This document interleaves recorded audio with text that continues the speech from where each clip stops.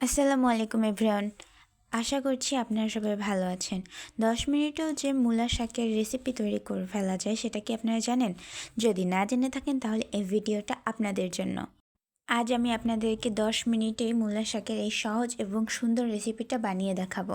তো চলুন শুরু করা যাক। প্রথমেই আমি মূলা শাকগুলোকে কেটে ধুয়ে নিয়েছি। এবার এগুলোকে কুচি কুচি করে নিব।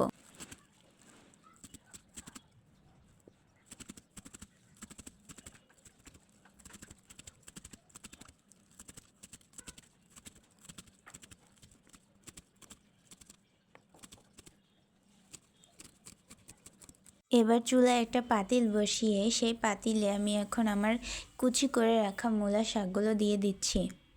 এরপর দিচ্ছি পেঁয়াজ কুচি এবং ফালি করে রাখা কাঁচামরিচগুলো। এরপর দিব 1 চা চামচ লবণ, রসুন কুচি। এরপর নেড়ে চেড়ে ভালোভাবে এগুলোকে সেদ্ধ করে নিব। এগুলো থেকে যে পানিটা বের হবে সেই পানিটা একদম শুকিয়ে ফেলতে হবে। দেখতেই পাচ্ছেন আমার সিদ্ধ করে নেওয়া হয়ে গিয়েছে। এবার আমি এগুলোকে উঠিয়ে নিব। এবার চুলায় একটা পাতিল বসিয়ে দিব। পাতিলটা গরম হয়ে গেলে সরিষার তেল দিয়ে দিব এবং সরিষার তেলটা গরম হয়ে গেলে এর মধ্যে দিয়ে দিব পেঁয়াজ কুচি। এবার কিছুটা নেড়ে চেড়ে নিব। কিছুক্ষণ নেড়ে চেড়ে নেওয়ার পর এর মধ্যে 2টো ডিম দিয়ে দিব। আপনারা আপনাদের পছন্দ মতো ডিমের পরিমাণ কমিয়ে বাড়িয়ে নিতে পারেন।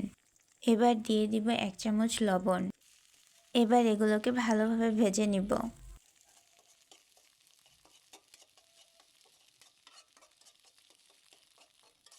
আমার ডিমটা ভালোভাবে ভেজে নেওয়া হয়ে গেলে এর মধ্যে আমি দিয়ে দিব আমার সেই শাক যেটা আমি সেদ্ধ করে রেখেছিলাম।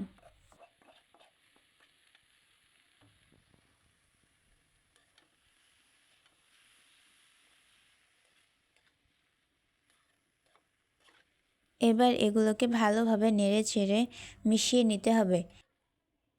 প্রায় 5 মিনিটের মতো এভাবে নেড়ে চেড়ে নিতে হবে। চুলার আঁচটাকে অবশ্যই এই সময় মিডিয়াম লোতে রাখবেন। আমার ভালোভাবে নেড়ে চেড়ে মিশিয়ে নেওয়া হয়ে গিয়েছে। দেখতেই পাচ্ছেন কতটা সুন্দর দেখাচ্ছে।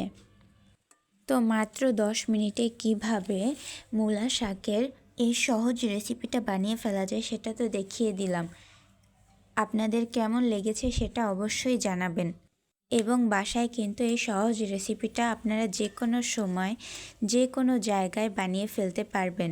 আমার শাকটা কিন্তু খুবই সুন্দর দেখাচ্ছে। বাসায় এই রেসিপিটা অবশ্যই ট্রাই করবেন। ভালো লাগলে অবশ্যই লাইক কমেন্ট শেয়ার করবেন। দেখা হচ্ছে নেক্সট ভিডিওতে। ভালো থাকবেন, সুস্থ থাকবেন। আল্লাহ হাফেজ।